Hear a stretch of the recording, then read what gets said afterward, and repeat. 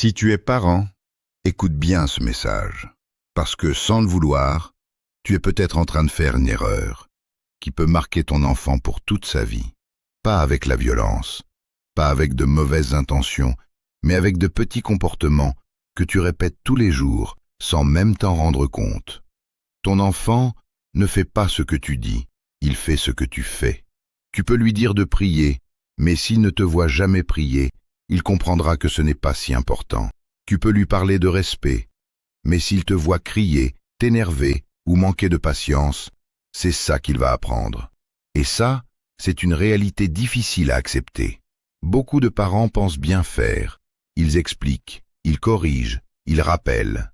Mais en islam, l'éducation ne passe pas seulement par les mots. Elle passe par l'exemple. Ton comportement, ton attitude, ta manière de parler, c'est ça le vrai enseignement. Le prophète, que la paix et le salut d'Allah soient sur lui, n'éduquait pas avec de longs discours. Il éduquait avec sa douceur, avec sa patience, avec sa miséricorde.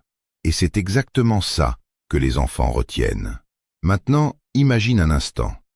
Ton enfant dans quelques années, est-ce qu'il sera proche d'Allah ou est-ce qu'il sera éloigné? Est-ce qu'il priera avec amour ou par peur, ou même pas du tout?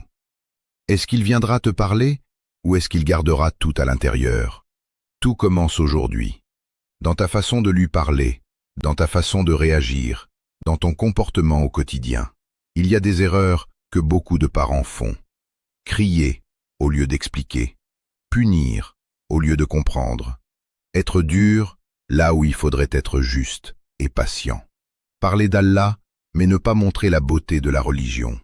Et petit à petit, l'enfant se ferme. Il obéit peut-être, mais sans comprendre, sans amour, et parfois, il s'éloigne. Mais il y a une autre manière de faire, une manière plus douce, plus profonde, plus conforme à l'islam. Sois un exemple vivant. Prie et laisse-le te voir prier. Parle avec respect, même quand tu es énervé. Montre de la patience, même quand c'est difficile. Parce que chaque moment est une leçon pour lui. Parle à son cœur, pas seulement à ses actions. Explique-lui pourquoi, écoute-le, comprends-le, et surtout, fais des doigts pour lui. Parce qu'au final, c'est Allah qui guide.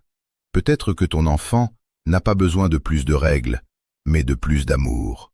Peut-être qu'il n'a pas besoin de plus de punitions, mais de voir un islam beau à travers toi. N'oublie jamais ça. L'éducation, ce n'est pas seulement préparer ton enfant pour cette vie, c'est le préparer pour l'au-delà. Et chaque effort que tu fais aujourd'hui, chaque patience, chaque moment de douceur, peut devenir une récompense qui ne s'arrêtera jamais.